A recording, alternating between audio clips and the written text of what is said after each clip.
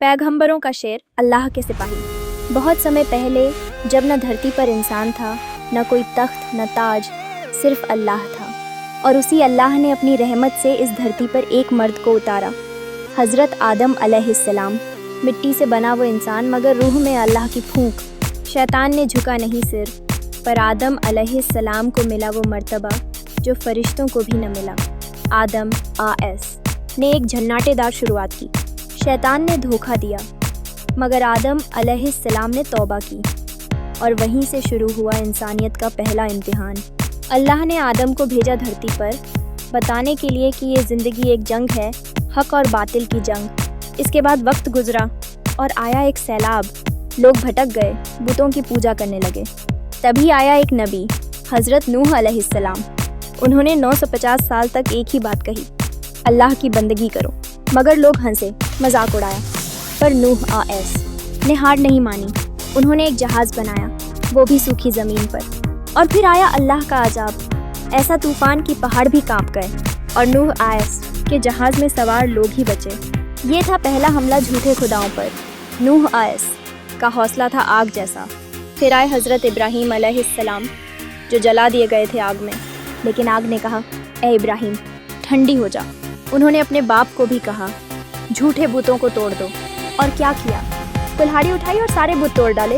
एक बुत छोड़ा और कहा, अगर खुदा है तो ये बताए कौन तोड़ गया। बात साफ थी, या तो हक होगा या फिर बुत।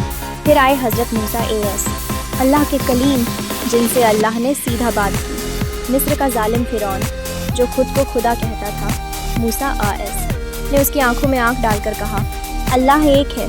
और फिर लाठी फेंकी, अजीम अजगर बन गई। समंदर को चीर दिया, पानी को 2 भागों में कर दिया, और फिरौन को समंदर ने निगल लिया।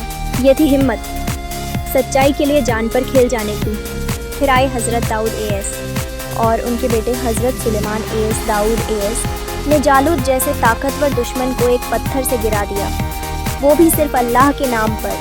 सुलेमान एस तो ऐसे नबी थे कि हवा, जिन्नात, परिंदे सब उनके हुक्म में थे, मगर फिर भी सजदे में गिरते थे, अल्लाह की बंदगी करते थे। ये थे अल्लाह के वो बंदे जिनके पास ताकत थी, मगर घमंड नहीं। और फिर आया वो वक्त जब जुल्म और गुनाह ने हद पार कर दी। लोग नबियों को मारने लगे, अल्लाह के पैगम को मिटाने की साजिश होने लगी।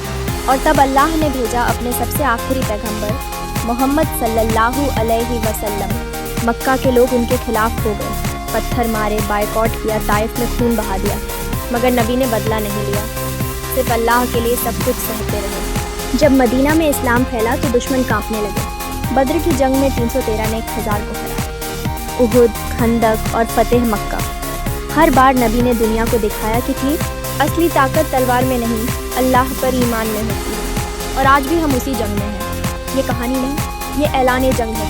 हर नबी ने एक मिशन लेकर आया, लोगों को जुल्म से निकालकर हक की रोशनी में लाने का। हम किस तरफ हैं, झूठ की या हक की, बुत परस्ती की या तौहीद की? तो ये इंसान है, अगर तुम वाकई अपने नबी से मोहब्बत करते हो, अगर तुम्हारे दिल में जोश है, अगर तुम्हारे अंदर भी हज़रत आदम से लेकर हज़रत मोहम्मद सल्लल्लाहु अलैहि वसल्लम तक के पैगंबरों का खून दौड़ता है, तो उठो, जागो और ख़ुद को बदलो।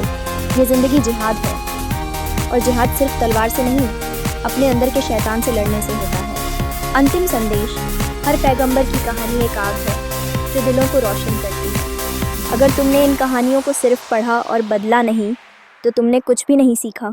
क्या तुम तैयार हो हक के सिपाही बनने के लिए?